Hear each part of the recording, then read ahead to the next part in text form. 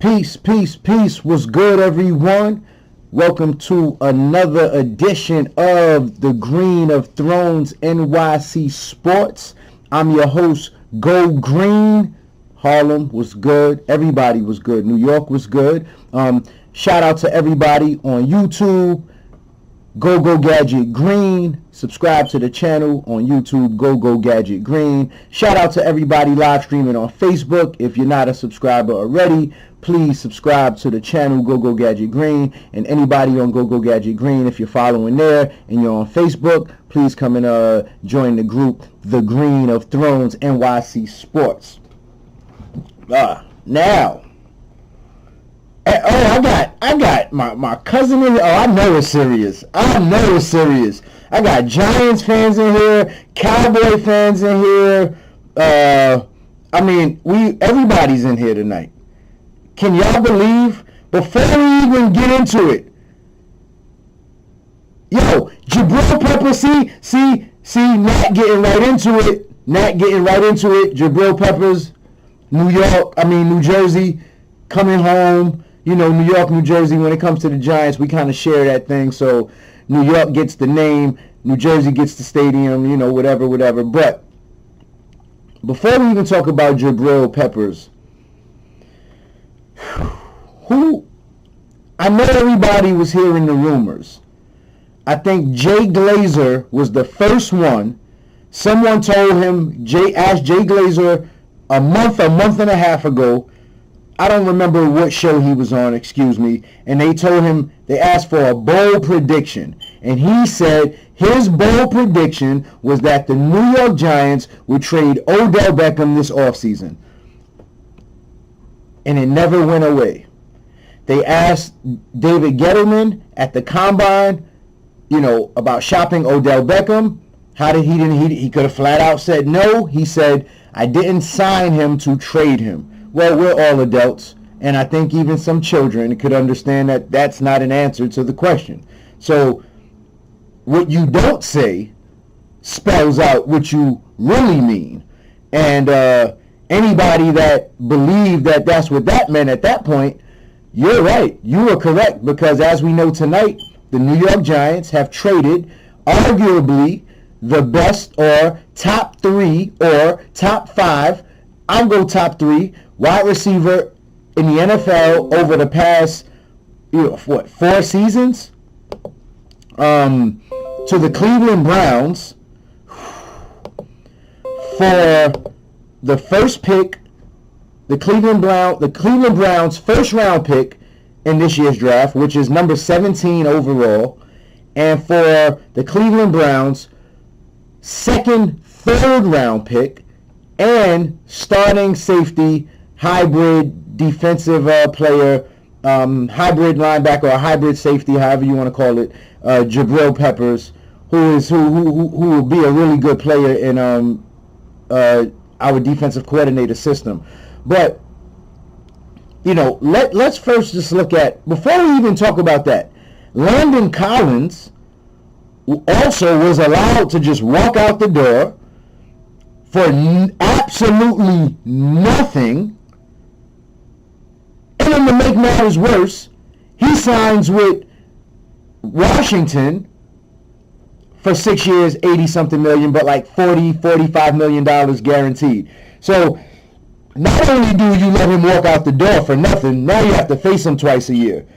Landon Collins has been one of the best safeties in the NFL at the line of scrimmage for the last 4 years. He is not one of the better coverage safeties, but part of that could have been adjusting. Remember, last season he was playing in a new system, in Betcher's system. So he was playing in a completely new system, and he was still a really good safety. So you could look at his coverage issues as he's not that good in coverage, and he's just really great at the line of scrimmage, which he is, good in coverage or not, but he was really bad in coverage last year. But what I'm saying is, was that because of the defense he was in? Was it the new defense he was in, or was it that he struggled in coverage? We're going to find out in Washington. I will say, I think Washington reached with $14 million a year, the richest contract ever for a safety. We'll see. We will see who got that right. But here's my thing. The reason I wanted to point out how good he's been as one of the top safeties over the past 4 seasons, 3 or 4 seasons. I mean, it was just, 2 years ago, he was up for Defensive Player of the Year, NFL Defensive MVP. So, he's just 2 years removed from those type of accolades. That's the conversation he was in, right? You can't get a draft pick for a guy like that.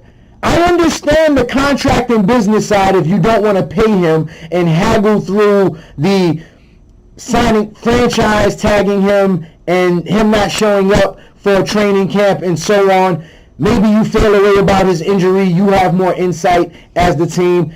Either way, it's no way you telling me a guy who just got paid as the top safety ever as far as contract value, and he is definitely one of the best safeties in the NFL, you couldn't get a draft pick? You couldn't get a 3rd round pick? And then last season, when you gave up Snacks Harrison, and when you gave up Eli Apple, you traded Snacks Harrison to the Detroit Lions for what I believe was a 5th round pick in this year's draft, and you traded Eli Apple to the Saints for what I believe is a 4th round pick in this year's draft. I don't know if someone can confirm that, but I believe it was a 4th round pick. Why wouldn't you trade Landon Collins at that point? From what I've read, there was a team that offered a 3rd round pick for Landon Collins, a 3rd or 4th round pick for Landon Collins last year, and you said, no, we're going to keep him. Now you let him walk out the door for nothing. And then to follow that up, you trade Odell Beckham Jr. in his prime. Both of these players in their prime.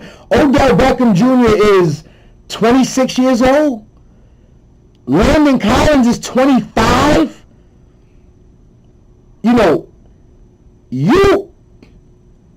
Listen, I always try to make sense of things.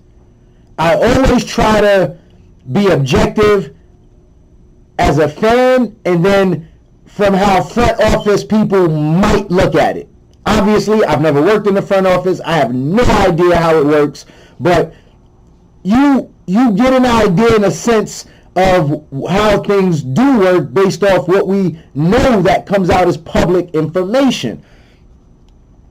And the only way you trade or let players walk out the door in their prime is if, number one, you don't know what you're doing. And a lot of this reeks of someone not knowing what they're doing or doing type of meddling from the Mara and Tish families on Dave Gettleman. They may have hired him to be the phone guy and say, we want Eli to retire gracefully. We're not going to ask Eli for a contract restructure. I mean, they haven't yet. Let's see what happens. Maybe that could still happen. But we're going to keep Eli. We're going to let him go out the door glorious. But we're going to trade our best young players. We're going to trade 2 players that are 2 of the best players at their positions in the NFL today. We're going to let them go. Well, you didn't let Odell go for nothing, but it's just interesting to me where you went from we can win now to we're in full-blown rebuild mode where we're not rebuilding. Now, I also know getting Saquon Barkley also allowed you to trade Odell Beckham. Don't get it twisted. When we talk about the business side of things,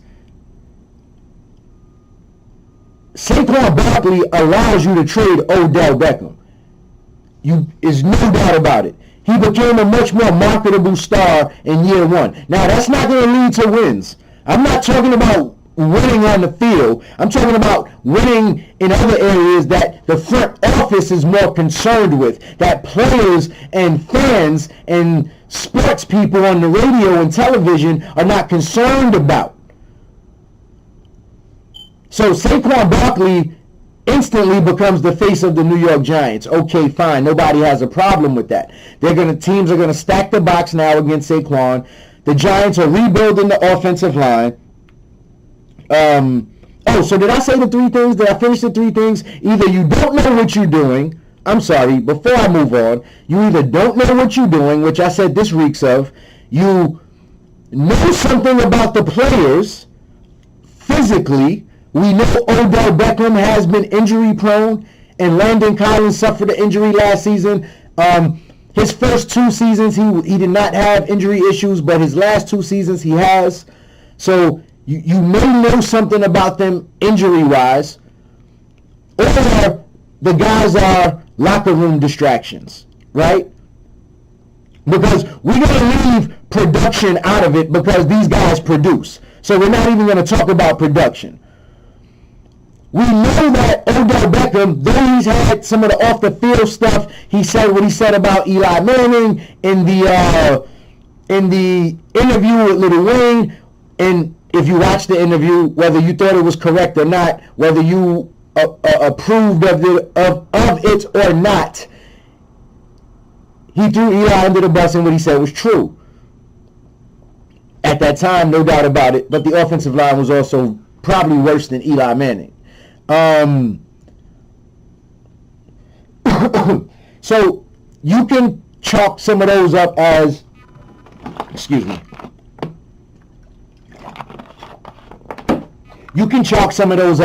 off the field distractions, but he is not a locker room distraction. Odell Beckham, you always hear about how he's the last one to leave the field. He's the first one to get to the field. Nobody works harder than him in practice.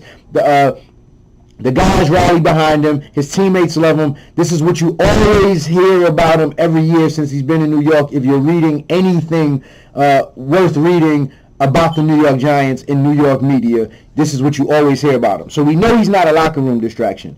We already eliminated production. We know that's not an issue. So let's go back to the first two. It was you either don't know what you're doing, or you know something about these players that have, in the last 2 seasons, and Odell every season, have had injury issues. And there's something else too.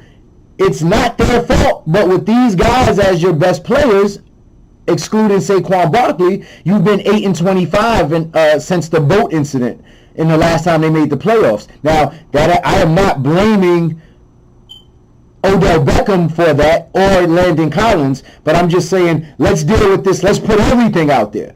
Whether you agree or disagree, let's just deal with everything and put all the facts out there. Now, let's talk about the return for a second before I look at some of the comments down here. So, the Giants secured the 17th pick overall in the draft. Now, I was on Twitter, and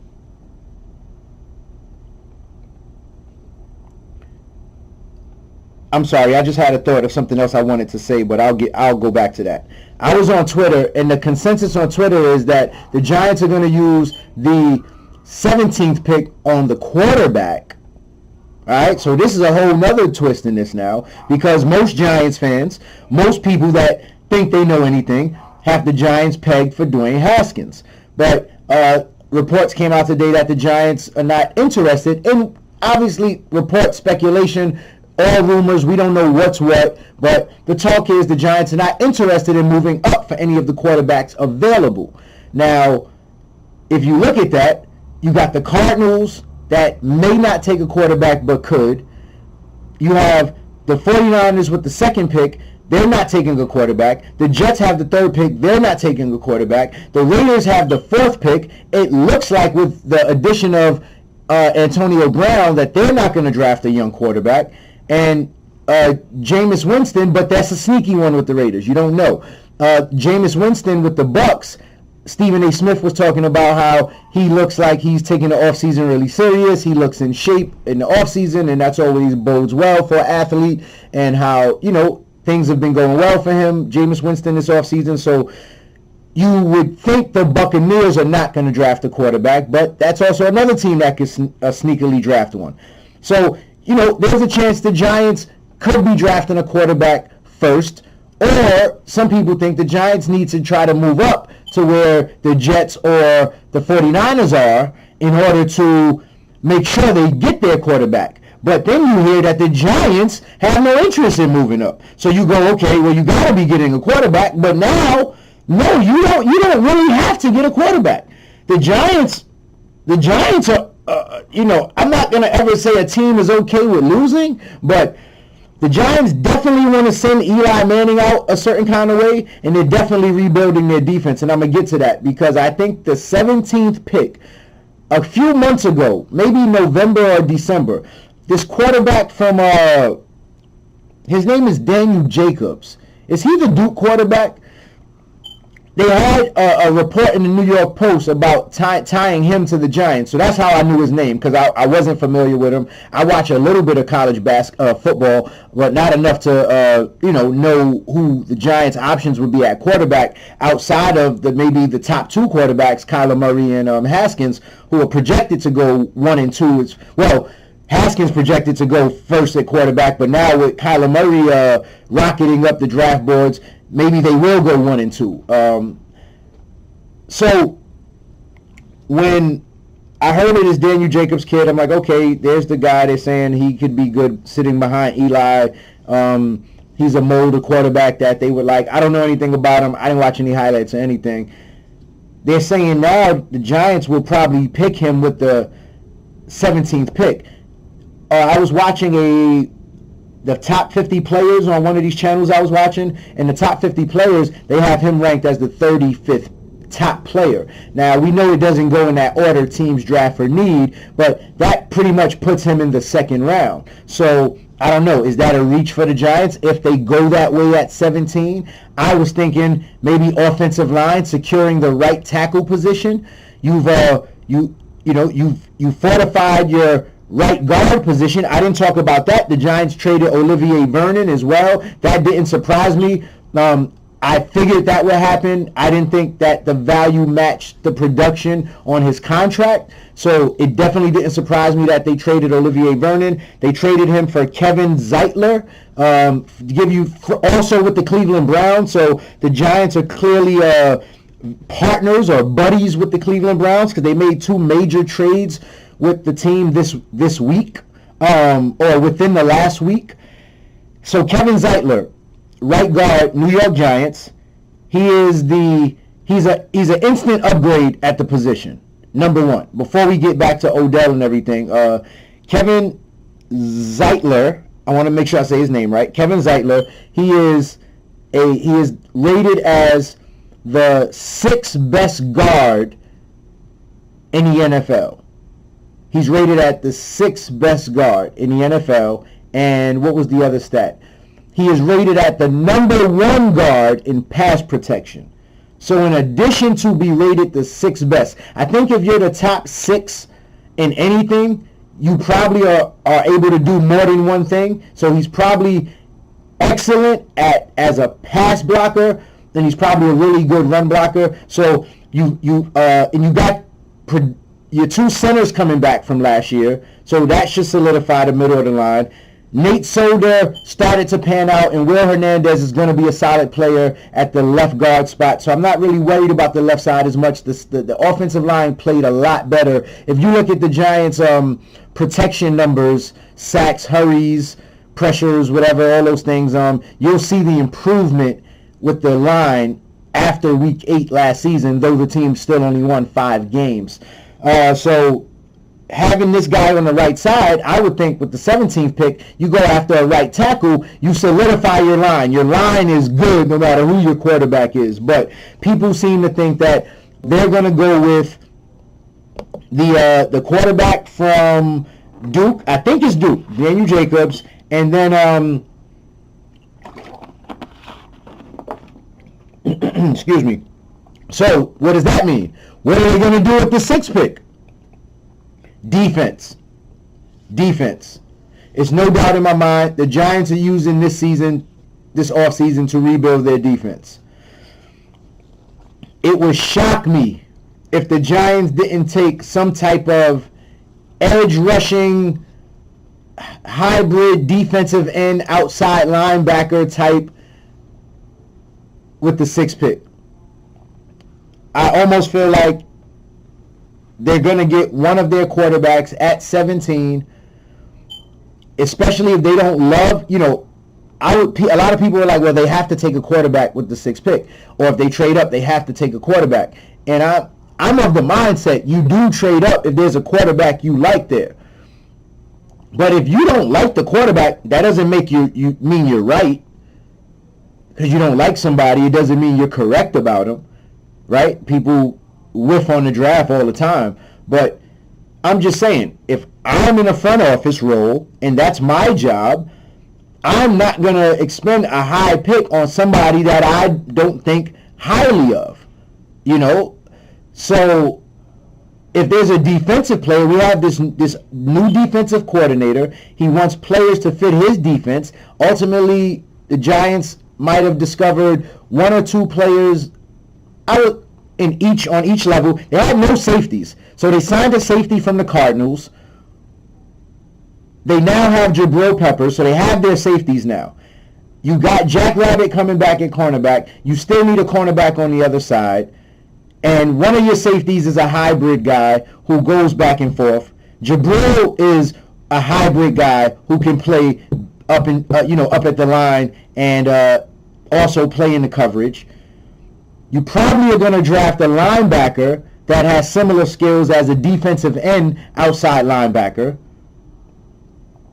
And then you got guys that you drafted. The reason you were able to get rid of Snacks Harrison last year, you got those two guys in the defensive middle on your 3-4 defense. So I see a team that wants to rebuild their defense, but I've been talking for about 25 minutes, so let me see what people are saying, respond to some of these comments. Shout out to everybody who is here or dropped in real quick. Nat Turnett says, Jabrill Peppers, Illtown's own, coming home to New Jersey. Let's go Big Blue. Yo, Jabrill Peppers was a 2017 first-round pick. So you're talking about a young player in the NFL who was picked up by the Cleveland Browns at the end of the first round of the draft in 2017, and he's a starter on their defense. So, it's no doubt in my mind the Giants have retooled. I'm not going to say rebuilt, because one of the safeties they signed, I'm going to get his name in a minute. One of the safeties they signed, he's an older guy. So they've retooled their defense a lot. Let me find this gentleman's name quickly. Okay, Antoine Betha, veteran safety. He's an older guy, but he's good at what he does. And he, 3-4 years ago, he went to the Cardinals, I think as a free agent, and he played extremely well in the defense we're trying to play. So you hope he can play well in New York. Obviously, Jabrill Peppers, you hope he can play well in New York. I'm telling you, I think with this pick at number 6, they are going to draft a defensive player. You hope he can play well in New York. I'm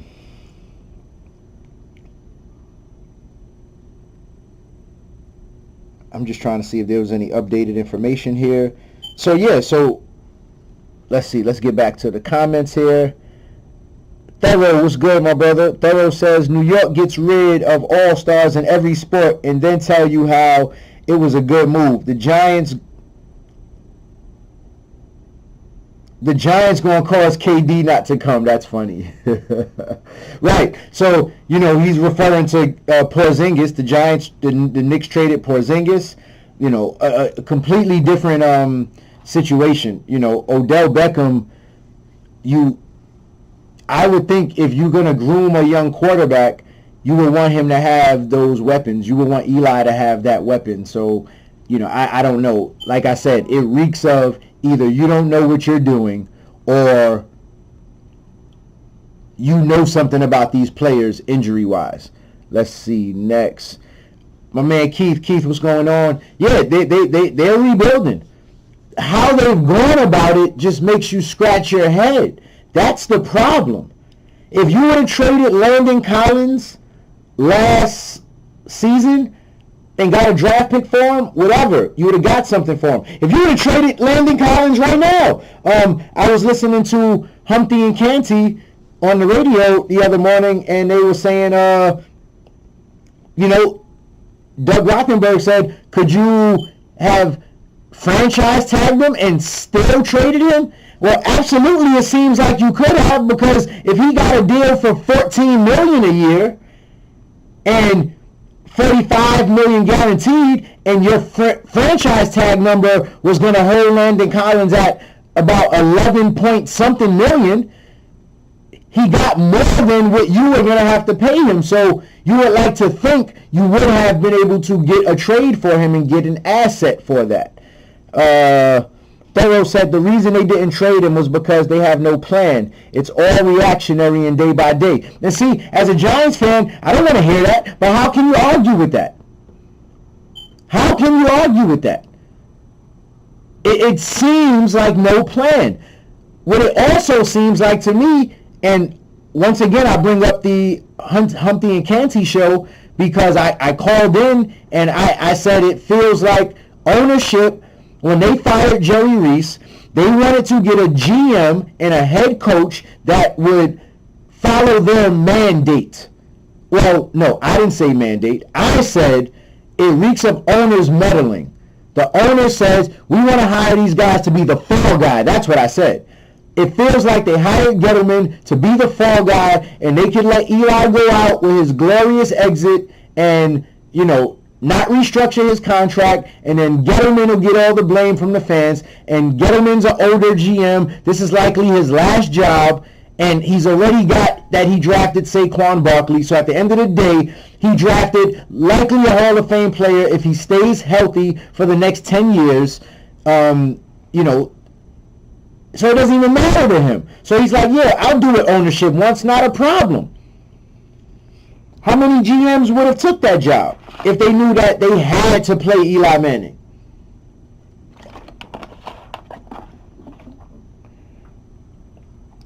So it's hard to argue with anyone that says it's a reactionary plan by the Giants.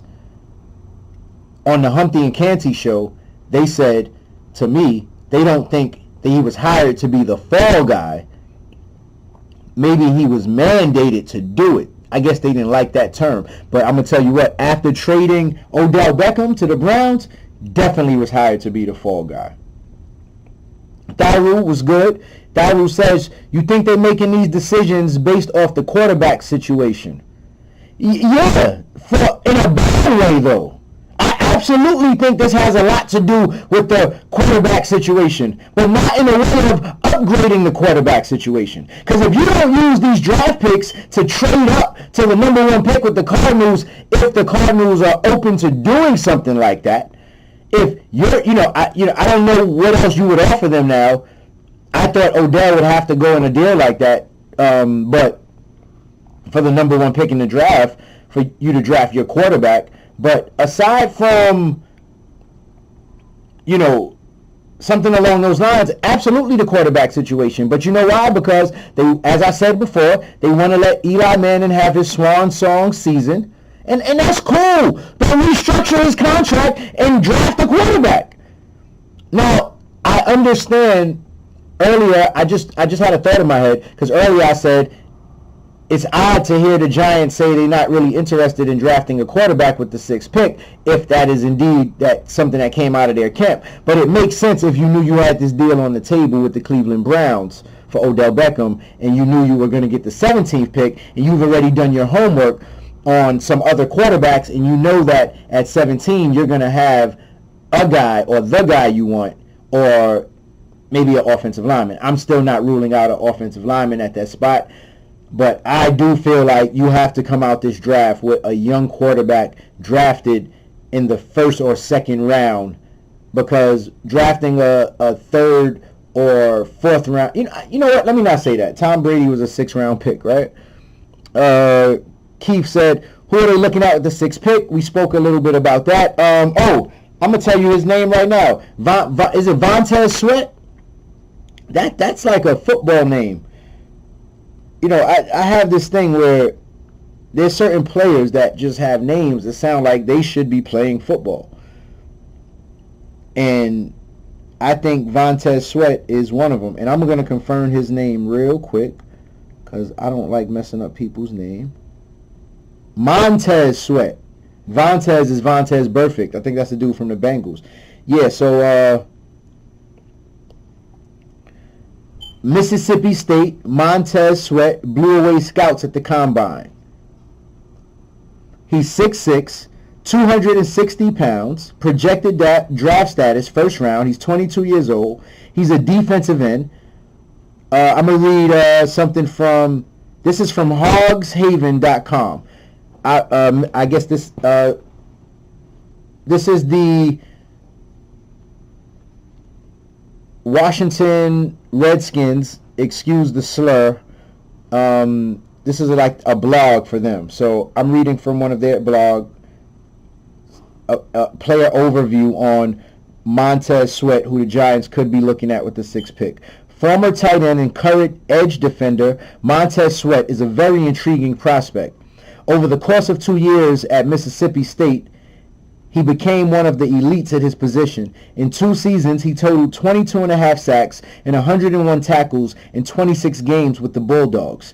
Sweat earned first-team All-SEC honors in both years as a Bulldog. 2018 first-team All-American, 2018 Bednarik National Player of the Week, 2018 Bednarik Award semifinalist, and a 2019 Senior Bowl selection. In his senior year, he recorded the second most total pressures in the SEC, 47, and tied the second most QB hits, 10, among edge defenders, according to Pro Football Focus.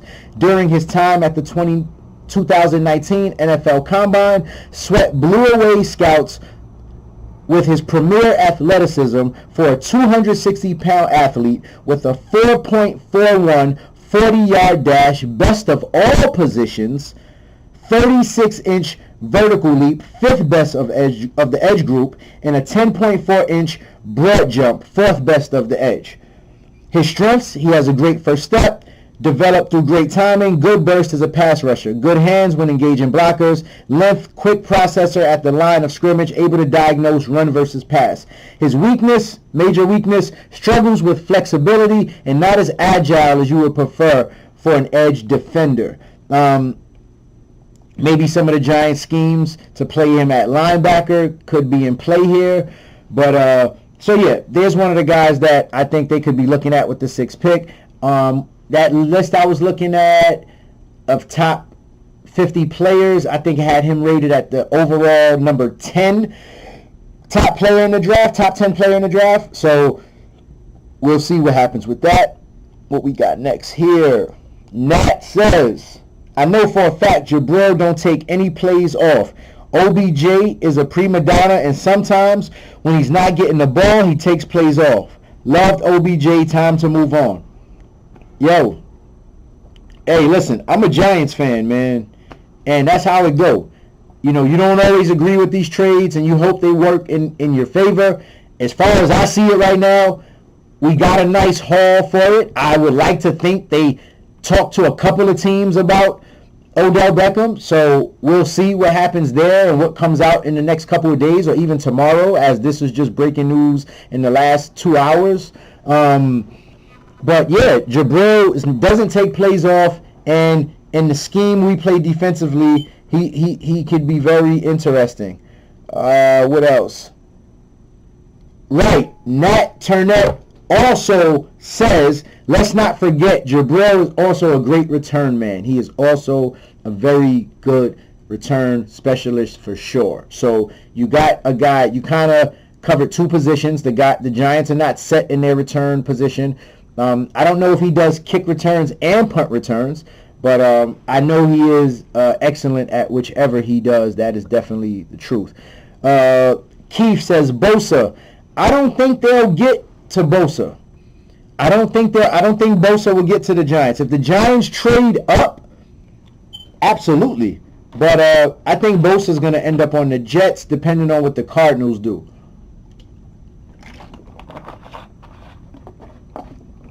I mean, the Cardinals are going to make this draft go crazy if they take a quarterback first, because you know if they take a quarterback first, Bosa or Josh Allen is going to end up with the Jets, because the 49ers are going to take the other guy. So Josh Allen or Bosa goes to the 49ers, then Josh Allen or Bosa goes to the Jets. And then now you have the Raiders, Buccaneers on deck. Will they take a quarterback next? Yes, Josh Allen. Yes, there it is. Josh Allen out of Kentucky. That's that boy right there. So it's going to be interesting. So, Odell Beckham Jr., it's been real. Landon Collins, it's been real. Olivier Vernon. It's not going to be a memorable time for Giants fans other than, Odell Beckham's greatest moment as a Giant, his statistics, were amazing. But the win-loss record will always be what it is, and hopefully he doesn't be an injury-prone player moving forward. I personally hope to see as many Browns games as they will televise. League Pass, I will be tuning in, trying to see Browns games. Absolutely, I definitely want to see this team, because I think Odell Beckham and his boy Jarvis Landry, and then their coach from college is their wide receivers coach now in the NFL. So they played together at UCLA? Was it UCLA? They played together. Jarvis Landry and Odell Beckham played together in college. Now they're playing together in the NFL with Baker Mayfield, and the same coach they had as a wide receivers coach or some offensive coach in college is now their coach in the NFL. So the shout out to the Browns. They got big fella David Njoku, I think is how you say his name, at tight end. They got Nick Chubb, the running back came from the Bulldogs last year. That offense is good, and that defense is good. So, Baker Mayfield broke the rookie record for touchdowns as a rookie, and I think he only played, 10 games as a starter? So, that was pretty impressive. So, the Browns look like they're going for it, and these guys are going to be together for years. They're locked up under contract, so it should be interesting. But, I don't know if Keith says, can Saquon handle what's about to be put on him? I think he can. I think he's built for it. And I'm going to end with this. It's 10:40. We're 10 minutes past the time I wanted to stop. It looks like I've talked everybody away. So I'm going to tell you one last point I wanted to make about this that I see. It may not be this season. It definitely probably won't be this season. I think we can bank on what I'm about to say not happening this season. But in the next 2 or 3 years, depending on what happens at quarterback especially, because they're already rebuilding the offensive line, and they have Saquon Barkley, they have a tight end. I don't like Sterling Shepard as my number one receiver, but I like Sterling Shepard. I'm interested to see what they do there, but I think Evan Ingram will be way more dynamic in the offense without Odell on the field, so don't sleep on that. I'm not saying he's Odell Beckham, not even close. I'm saying if he stays healthy, I think this could be a breakout season for Evan Ingram, and if it's not, they're probably going to move on from him after this year. But it looks like to me the Giants are gearing up to be a hand the ball off 25 times and stop you with the defense, clock control, the type of things that got them Super Bowls, maybe all 4 Super Bowls. The defense, some semblance of a run game, and your quarterback able to make just enough plays as Hostetler, Phil Simms, and Eli Manning did twice. That's the only thing that makes a little bit of sense to me, especially if they take Montez Sweat with the sixth pick in the draft over the quarterback. So I look forward to getting back on here with you guys in the next couple days, maybe even tomorrow. I may get back on tomorrow because you're going to have the interviews.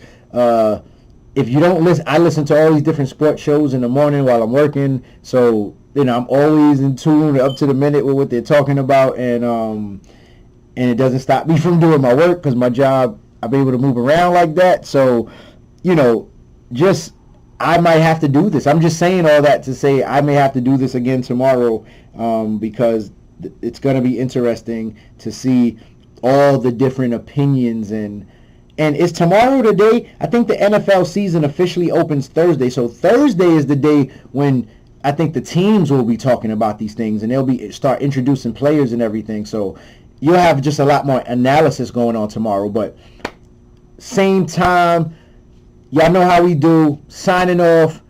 Facebook, please subscribe. GoGoGadget Green on YouTube. YouTube, please, if you're on Facebook, come and join the Green of Thrones NYC Sports. I am Go Green, the host. My man Keith, thank you for sticking with me. Everybody, thank you for coming through. I appreciate you. Rich, what's good? So, my man, everybody, what's good? Tomorrow, 4 p.m. I wish I could do tomorrow 4 p.m., but we'll see. We'll see. I won't be back uptown at that time, but yeah, that would be a nice time. That would be a really great time. Let's see what happens. But I appreciate y'all.